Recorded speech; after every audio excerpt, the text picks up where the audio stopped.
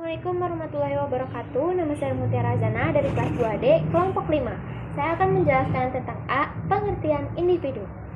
Manusia adalah makhluk yang kompleks, di mana dapat disebut sebagai makhluk yang dapat berpikir atau Homo sapiens, makhluk yang dapat berbuat atau Homo faber, makhluk yang dapat dididik atau Homo educandum.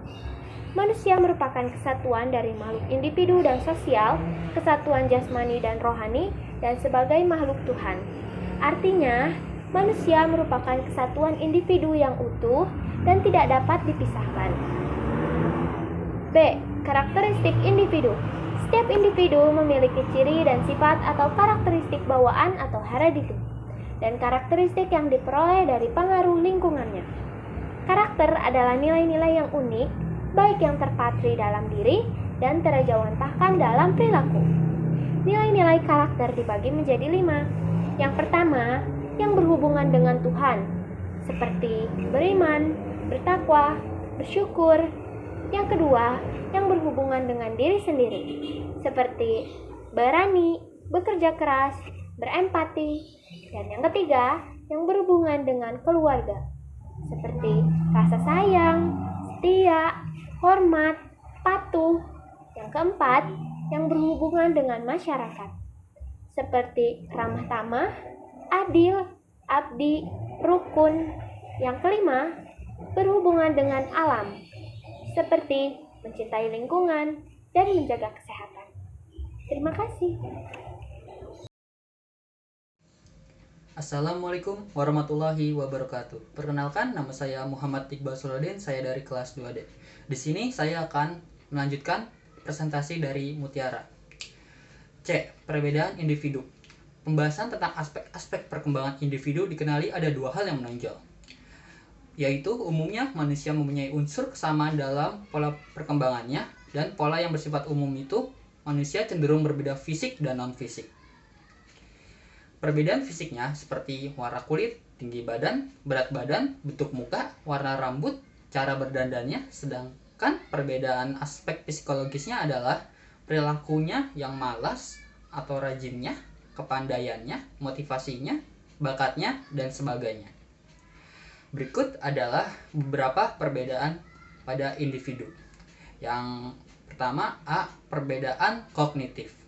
Menurut Bloom, proses belajar baik di sekolah maupun di luar sekolah menghasilkan 3 pembentukan kemampuan yang dikenal sebagai taksonomi Bloom, yaitu kemampuan kognitif, efektif, dan psikomotorik. Kemampuan kognitif merupakan kemampuan yang berkaitan dengan penguasaan ilmu pengetahuan dan teknologi. Tingkat kemampuan kognitif tergambar pada hasil belajar yang diukur dengan tes hasil belajar. Perbedaan dalam kecakapan bahasa. Bahasa adalah salah satu kemampuan individu yang penting sekali dalam kehidupannya. Kemampuan ini sangat dipengaruhi oleh faktor kecerdasan dan faktor lingkungan, termasuk faktor fisik atau organ untuk bicara. Lancar atau tidaknya kemampuan berbahasa seseorang bergantung pada kondisi lingkungan dan pembiasaannya dalam berkomunikasi. Poin C. Perbedaan dalam kecakapan motorik. Kemampuan motorik dipengaruhi oleh kecakapan motorik atau kemampuan psikomotorik, yaitu merupakan kemampuan untuk melakukan koordinasi kerja syaraf motorik yang dilakukan oleh syaraf pusat otak untuk melakukan sebuah kegiatan. Kematangan fisik dan tingkat kemampuan berpikir. Karena kematangan fisik dan kemampuan berpikir setiap individu itu berbeda sehingga kecakapan motorik setiap individu akan berbeda pula. Poin D, apa perbedaan dalam latar belakang? Latar belakang dalam individu dapat dipengaruhi oleh faktor dalam dan luar, inter dan eksternal.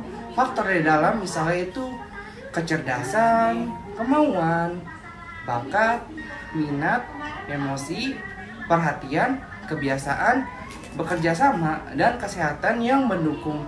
Belajar motivasi untuk belajar berbeda antara budaya yang satu dengan budaya yang lainnya.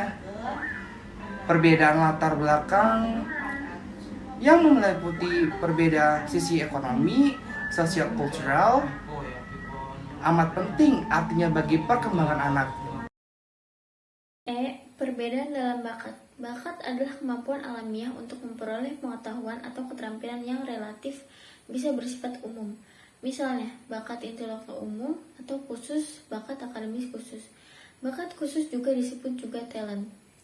Anak yang memiliki bakat istimewa seringkali memiliki tahap perkembangan yang tidak serentak. Misalnya, anak berusia 3 tahun kalau sedang bermain seperti anak seusianya, tetapi kalau membaca seperti anak berusia 10 tahun, kalau mengerjakan matematika seperti anak usia 12 tahun, dan kalau berbicara seperti anak berusia 5 tahun. Perbedaan dalam kesiapan belajar. Yang termasuk kesiapan ini ialah kematangan dan pertumbuhan fisik, sikap apatis, pemalu, dan kurang percaya diri akibat dari kesehatan yang kurang baik, cacat tubuh dan latar belakang yang miskin pengalaman, mempengaruhi perkembangan pemahaman dan ekspresi diri. Aspek-aspek yang mempengaruhi pertumbuhan dan perkembangan individu. 1. Pertumbuhan fisik. Pertumbuhan fisik adalah perubahan fisik dari kecil atau pendek menjadi besar dan panjang, yang prosesnya terjadi sejak sebelum lahir hingga dewasa. Masa-masa pada pertumbuhan fisik seperti A. Pertumbuhan sebelum lahir dan B. Pertumbuhan setelah lahir.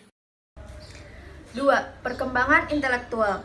Intelektual atau pola pikir seseorang berkembang sejalan dengan pertumbuhan syaraf otaknya. Karena berpikir pada dasarnya menunjukkan fungsi otak, maka kemampuan intelektual dipengaruhi oleh kematangan syaraf otak yang mampu menunjukkan fungsinya secara baik. Menurut Piaget Fatima 2006-24, perkembangan kognitif seseorang mengikuti tahapan berikut ini. 1. Masa sensorik motorik 0-2,5 tahun. Masa ini adalah masa ketika bayi menggunakan sistem penginderaan dan aktivitas motorik untuk mengenal lingkungannya. Yang kedua, masa praoperasional, yaitu 2-7 tahun. Kemampuan simbolik ini memungkinkan seseorang anak melakukan tindakan-tindakan yang berkaitan dengan hal-hal yang telah dilihatnya. Yang ketiga, masa konkreto prarasional, 7-11 tahun. Pada tahap ini, anak sudah dapat melakukan berbagai tugas yang konkret, yaitu identifikasi mengenali sesuatu, yang kedua negasi mengingkari sesuatu, dan reprokasi mencari hubungan timbal balik antara beberapa hal. Dan terakhir ada masa operasional 11 sampai dewasa. Pada usia remaja dan seterusnya, seseorang akan mampu berpikir abstrak dan hipotesis. Pada tahap ini ia mampu memperkirakan hal-hal yang mungkin terjadi. Ia dapat mengambil kesimpulan dari suatu pernyataan. 3. Bakat khusus. Bakat adalah kemampuan khusus yang dimiliki oleh setiap individu yang memerlukan rangsangan atau latihan agar berkembang dengan baik. Sedangkan menurut Guilford, bakat mencakup 3 dimensi, yaitu dimensi perseptual, dimensi psikomotor, dan dimensi intelektual. 4. Sosial. Manusia adalah makhluk sosial. Manusia tidak mampu hidup seorang diri tanpa bantuan orang lain. Sejak lahir, manusia yang belum mengenal orang-orang di sekitarnya berangsur-angsur mulai berkembang untuk mengenal dunia luar, meresponnya, dan akhirnya saling kenal-mengenal, saling membantu satu sama lain. 5. Bahasa. Bahasa merupakan alat komunikasi yang bias, berupa tanda, gerak, suara yang berguna untuk menyampaikan isi pikiran kepada orang lain. Kemampuan berbahasa seseorang mulai ada dan berkembang sejak ia dilahirkan. 6. Sikap, nilai, dan moral. Dalam perjalanan hidup seorang manusia, pembelajaran terhadap nilai, moral, dan sikap tidak serta-merta muncul sejak lahir. Hal itu disebabkan karena pada masa itu belum ada kemampuan untuk berinteraksi dan mengenal dunia luar.